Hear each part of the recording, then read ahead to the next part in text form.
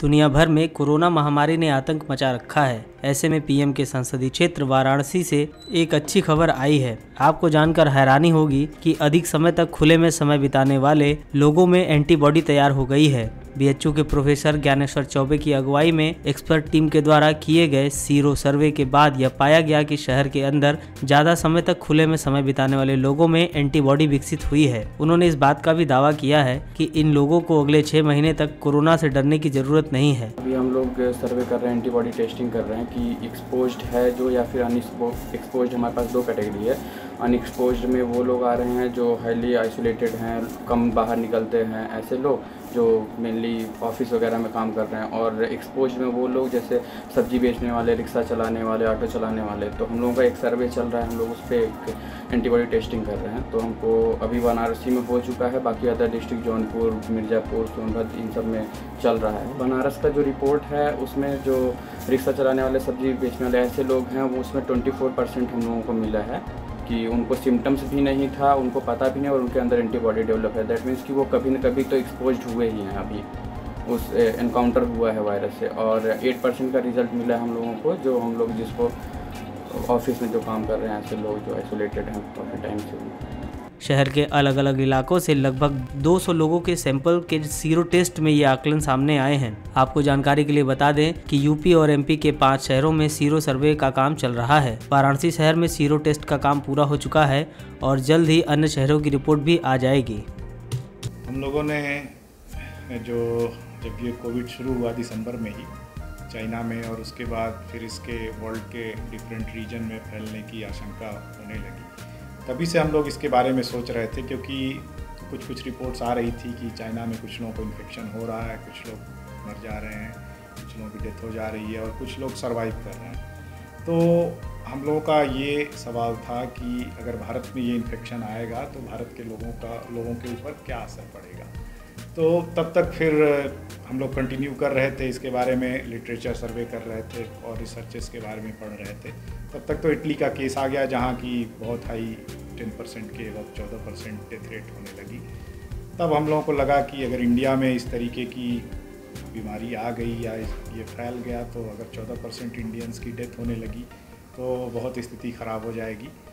और उसके अलावा अमेरिका के कई सारे जो एपिडेमियोलॉजिस्ट थे वो लोग भी ये ऑलरेडी बोल चुके थे कि इंडिया में अगर ये इन्फेक्शन फैला और 1 लाख के ऊपर इन्फेक्शन हो गया तो इतनी बुरी स्थिति हो जाएगी कि वहाँ जो मरे लोग हैं उनको भी गिनना मुश्किल हो जाएगा। तो हम लोगों ने क्या किया कि एक ऑलरेडी इन्फॉर्मेशन आ चुकी थी कि ये वायरस ह्यूमन के जीनोम के कहाँ बाइंड करता है, मतलब कि कौन सा गेटवे है, किसके थ्रू ये ह्यूमन बॉडी में इंटर करता है। तो हम लोगों ने क्या किया कि एक डेटा जो कि पूरे जीनोम का डेटा था, डीएनए का डेटा था, उन डेटा को उठाया। उस डेटा में से हम लोगों ने पूरे वर्ल्ड के पॉपुलेशन को कंपेयर किया एक दूसरे के साथ और देखा कि जो एंट्री गेट है इस वायरस के लिए ह्यूमन में, कैसे ये इंटर करता है, ये अलग अलग देशों में या अलग अलग कंटिनेंट्स में कैसे है। जैसे अफ्रीका में कैसे है, यूरोप में कैसे है, अमेरिका में कैसे है, साउथ एशिया में कैसे है, साउथ ईस्ट एशिया में कैसे है और पापुआ न्यू गिनिया में कैसे है। तो जब हम लोगों ने ये जीनोमिक कंपैरिजन किया, इस डीएनए को कंपेयर किया, तो उसके पहले भी 1-2 रिपोर्ट आ चुकी थी। उन लोगों ने क्या किया था कि जो म्यूटेशंस थे उनकी फ्रीक्वेंसी वर्ल्ड के पॉपुलेशन में देखा था, लेकिन उन लोगों ने ये कंक्लूड नहीं किया था कि डेथ रेट से उसका क्या रिलेशन होगा या इन्फेक्शन रेट से उसका क्या रिलेशन होगा। तो हम लोगों ने पूरा का पूरा हेप्लोटाइप एक डीएनए का सेगमेंट होता है जो कि एक जनरेशन से दूसरे जनरेशन में जाता है और वो पूरे पॉपुलेशन में प्रेजेंट होता है। तो हम लोगों ने जब हेप्लोटाइप्स को एक दूसरे के साथ कंपेयर किया तो हमको बड़े चौंकाने वाले ये इन्फॉर्मेशन मिला कि भारत के ओवरऑल 60% लोगों में जो ये जीन है वो इतना कॉम्प्लेक्स बना हुआ है कि वायरस के लिए एंट्री करना ऑलमोस्ट इम्पॉसिबल है। अगर एंट्री कर भी गया तो वो बहुत आसानी से एक्सपैंड नहीं कर पाएगा और बहुत ज़्यादा नुकसान नहीं पहुंचा पाएगा। फिर हम लोगों ने जो है ये देखा कि इस वायरस की जो एंट्री है वो साउथ ईस्ट एशिया या साउथ एशिया और यूरोप में कैसे डिफरेंट है। तो अमेरिका में और यूरोप में एक समान थी, जबकि साउथ ईस्ट एशिया मतलब चाइना और इंडिया में वो एक समान थी। तो ये क्लियर था कि जहाँ डेथ रेट कम थी वहाँ ये जो हेप्लोटाइप था वो बहुत ही फ्रीक्वेंट था, बहुत हाई फ्रीक्वेंसी में प्रेजेंट था।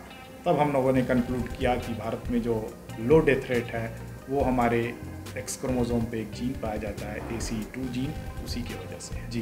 तो इसमें अगर हम लोग पूरे इंडिया को मैपिंग करें तो इंडिया के मैपिंग में ये जो नॉर्थ वेस्ट इंडिया है, महाराष्ट्र है, यहाँ ये सबसे कम 30% पाया गया है।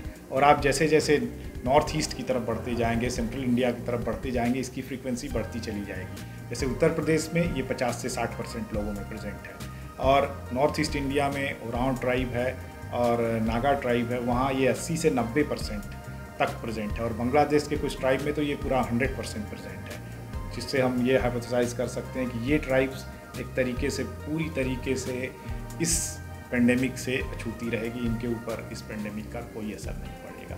तो ये ग्रेडियंट दिखा रहा है जो कि अनफॉर्चुनेटली हमारे नॉर्थ वेस्ट इंडिया में, मतलब जो कि हमारा रीजन है गुजरात और महाराष्ट्र और हरियाणा, इन सारे रीजन्स में इन्फेक्शन के चांसेस काफ़ी हाई हैं और डेथ रेट के भी चांसेस हायर हैं compare to other part of India. पेश है न्यूज बकेट हिंदी मासिक पत्रिका। पढ़ें इस महीने की पूरी खबर विस्तार से हमारे न्यूज बकेट की मैगजीन में। हमारी ई मैगजीन को मुफ्त में पढ़ने के लिए अभी लॉग इन करें www.newsbucket.in पर। इसके अलावा रोज की ताज़ा खबरों के लिए हमारे YouTube चैनल को तुरंत सब्सक्राइब करें।